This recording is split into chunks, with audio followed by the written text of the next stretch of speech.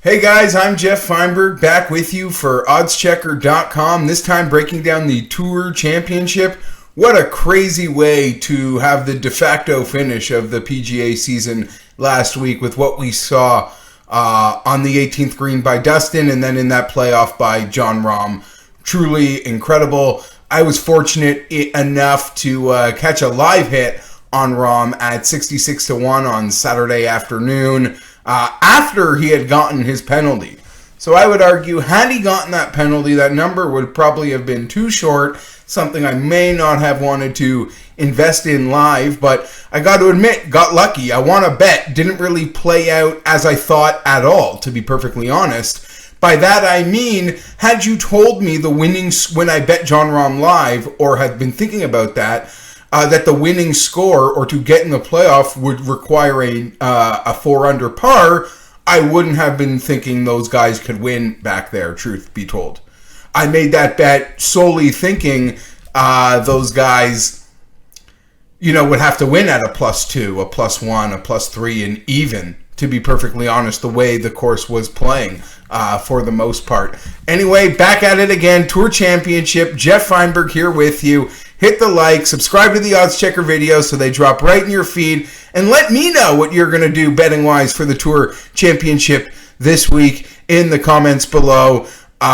It's a bit of, we got two bad options this week when looking at the betting board for the Tour Championship. Do you bet it with the starting strokes, which I'm certainly not a fan of, and I think I'm going to get into in this video at one point if you stay along for the ride, or you bet them without the starting strokes, and it's, you have a lot of questions with that, to begin with, certain motivation. Yes, all these guys are hyper rich and there's a lot of money on the line. You assume they'd all be playing to the end, but they're all in the top 30 on the PGA Tour and had fantastic seasons, so I don't really know what sort of hyper motivation one might have in the weekend while playing for that non-starting strokes title. That means nothing and not a cent more to the guys actually playing, although that does appear to be the more realistic betting option for us when checking out the OddsChecker grid.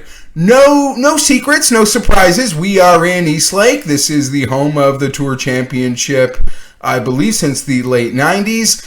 Any golf video game fan has taken many runs on Eastlake. It seemed to have been included in all the games over the years, even when they had limited course selections. So Eastlake's a place that probably feels familiar to a lot of hardcore golf fans. Typical Donald Ross classic design here, guys. Par 70. Very position tactical golf course. You almost play this like chess, The bomb and gouging doesn't seem to work here. The aggressiveness off the tee, the power doesn't lend itself historically at Eastlake. It's more of a precision golf course, and the past winners, while certainly I always believe the guys that hit it farther have an advantage, certainly when they're hitting it straight. Rory has won here a bunch, but a lot of past winners at Eastlake sort of do have that tactical style to playing golf. Very sharp around the greens, excellent putters, not the longest off the tee, know how to be in the right positions. All right, here we are. We can get it to the start of the board. Dustin Johnson in either market. Jon Rahm, they're clearly the horses here. Dustin's under 2 to 1 to win with the starting strokes. Jon Rahm, best numbers I've seen are 3 to 1 when checking the OddsChecker grid this week. I guess if I was picking between those two, I would lean with Jon Rahm. And funny enough, in the odds to win without the starting strokes, Jon Rahm is the favorite. We've seen guys win events here and then sort of parlay that into winning other events and the FedEx Cup. And now the guys at the very top of the FedEx Cup standings get a bit of an advantage. You know what? Let's get right into that. I'll do that off the top. We'll save the milk and honey for the back end, I guess. I detest this system. I detest it. To me, it reeks of the PGA Tour not liking, not wanting its audience to have to follow two leaderboards on Sunday. East Lake, this individual tournament, 30-man tour championship, only 30 guys. It's not like that hard to keep track of. And our season-long FedEx Cup tally that, love her, but Amanda Baliones has been keeping us up to date on this since February. So guys that are in the know, it's just part of the whole season. It's a running tabulation. I have no problem with the winner of East Lake not being the FedEx Cup champion and the guys maintaining their chase for the FedEx Cup with that tabulation. I know I am certainly capable to decipher and simultaneously follow two leaderboards at once on Sunday. You do it all week if you're playing the DFS anyway. I can watch the FedEx Cup tally. They certainly can do a good job of letting us know what is important as it pertains to the grand prize of the FedEx Cup. And I'm certainly capable of tracking the golf tournament that only involves 30 guys. I do not like the starting strokes. It's not natural to golf. I understand we get so many events a year.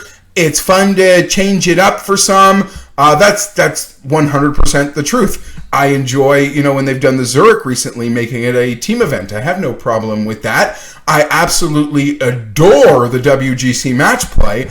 Like most, probably believe match play could be the way to do this thing, and you give buys or even give up hole advantages maybe to guys if you don't want to give them buys in the early rounds. Or, as one of my great colleagues, Pat Mayo, suggested, let them pick their opponent.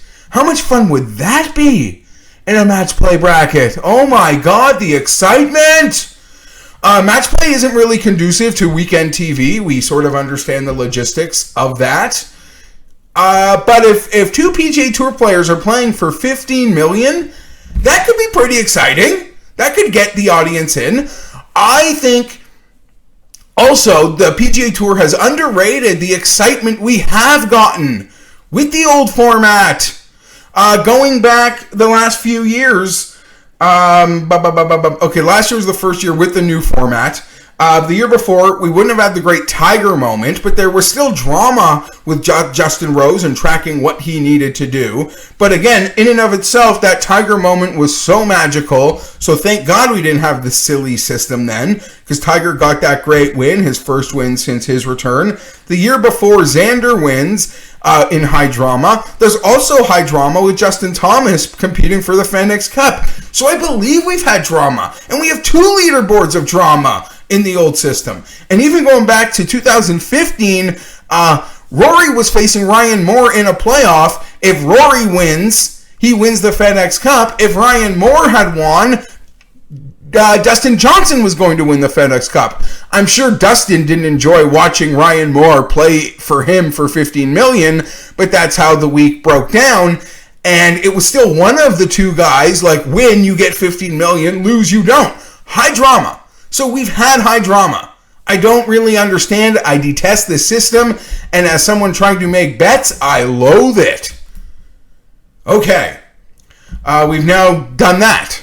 That being said, you saw Rory and Xander last year completely charge 5 or 6 back based on the starting strokes, and they were the 1-2 finishers. So I don't think it's impossible whatsoever for players to make the charge and come up and do this. Although, I don't know, it feels different this year, the way Dustin and John Rahm and even JT are striking the ball. It feels right. It feels right that those guys are at the top. And I'm not saying the old way was the best way, but in my opinion, the current way is the worst way. Is worse. My opinion. Some people seem to think it's a bit better. I disagree on that. I anticipate seeing a change in the coming years. Because there's a better way to do it. We can figure it out. I'm embarrassed to say that NASCAR's got it better. All right, we're here. East Lake, par 70, Donald Ross, Bermuda grass, Webb, Simpson, guys. You can back Webb at 11-1 at 365 in the to win with the starting strokes, or 14-1 without the starting strokes. I've kind of split up my bet, and I'm going to bet both. I I really like Webb Simpson this week, guys. He took last week off. I don't know whether he actually touched down at Olympia Fields in Chicago or someone just sent him a text and said, yo, bud, this place does not work for you. You could take the week off and drop no farther than 2 points in the FedEx Cup standings. Go relax with your family. And he, other than John Rahm, he might have made the shot of the week. His shot out of Chicago. Because that was a very stressful 4 days for a lot of guys. Sometimes after majors, and this played major tough, you worry, do I want to back this guy? That was a mental grind for 4 days. But the thing is, after majors, they're playing the Heritage. This has a $15 million prize. It ain't the Heritage. So you got to throw that in there. So I don't really worry about a fatigue factor for Rahm or DJ. It's $15 million bucks. But I love Webb Simpson this week almost as much as he loves Bermuda grass. Webb's got a prototype. It is this course. Bermuda grass. It doesn't demand length off the tee. This place is absolutely perfect for Webb Simpson. His last 3 runs here, I believe, a fifth, a fourth.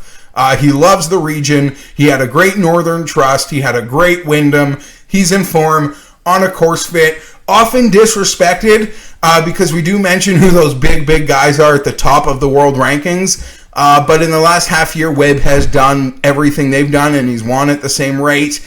And his contend equity is equal. And this is the exact type of course this Webb Simpson wins at. And he picks his courses perfectly.